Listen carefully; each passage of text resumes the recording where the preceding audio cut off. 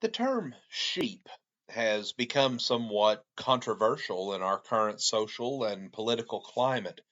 It's often used disparagingly to describe those who seem to naively follow whatever their leaders tell them to do, even if they're being told to do what appears to be foolish, harmful, irrational, or even outright wrong.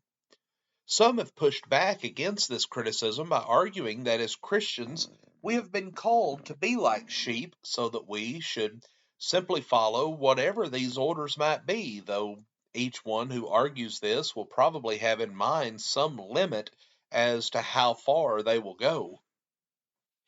Now, I do not intend to address any specific cases in which this concept may arise, but I do believe that it would be helpful for us to consider some general principles about sheep. Well, first, does the Bible say anything that would address this controversy? Well, let's look at a few introductory thoughts today. The Bible does indeed use the term sheep in describing our relationship with Jesus. He is the shepherd, and we are his sheep. In John 10 and verse 11, Jesus said, I am the good shepherd. The good shepherd lays down his life for the sheep. Then in John 10, verses 14 and 15, Jesus said again, I am the good shepherd, and I know my own, and my own know me, even as the Father knows me, and I know the Father, and I lay down my life for the sheep. In John 10:27, my sheep hear my voice, and I know them, and they follow me. Clearly, we are to be as sheep in our relationship with Christ by meekly following Him, the Good Shepherd, wherever He leads us. But does this mean that we are to act in the same way toward others? Well, notice what else Jesus said in this very same chapter in His illustration about His sheep. He says in verses 4 through 5, when He puts forth all His own, He goes ahead of them, and the sheep follow Him because they know His voice. A stranger they simply will not follow, but will flee from him because they do not know the voice of strangers. Friends, if we are his sheep, we're not to follow anyone in the same manner in which we follow him. That means that we will not follow any religious leader who is teaching something contrary to his word.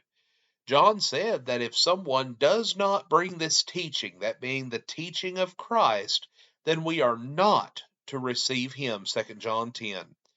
It also means that we will not follow any civil ruler who is compelling us to something contrary to the will of God. When we're faced with this conflict, Peter said we must obey God rather than men, Acts 5:29. Jesus told his disciples, Behold, I send you out as sheep in the midst of wolves, Matthew 10:16. And his point was not that as sheep we are to follow along wherever the wolves direct us to go. Instead, he was again emphasizing our relationship with him.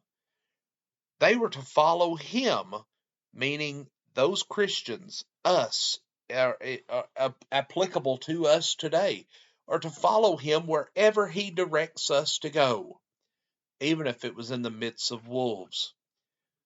Regarding our relationship with civil authorities, since this is often the context in which this term is used today, the Bible does teach that we are to submit to those who rule over us. However, Peter also wrote that we are to do this for the Lord's sake, 1 Peter 2:13. We do not submit to rulers for their sake, but for the Lord's sake. The will of Christ always trumps the will of our rulers. He is our shepherd, so we must follow him.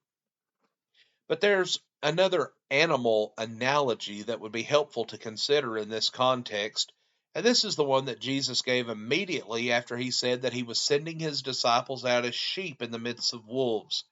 He said, Be shrewd as serpents and innocent as doves, Matthew 10:16. Those in authority are often opposed to Christ and his people.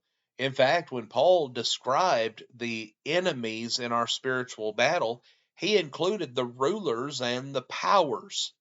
Therefore, to take the term sheep out of its biblical context and use it to justify every order from rulers without questioning them is at the very least inaccurate and could be, depending on the situation, reckless and even disobedient to the Lord, who is our true shepherd. As we face an increasingly dangerous and uncertain world, we are to be wise as serpents and innocent as doves. As followers of Christ, though, we are to be His sheep alone. Friends, we thank you for joining us for our program today, and may God bless you with a wonderful day.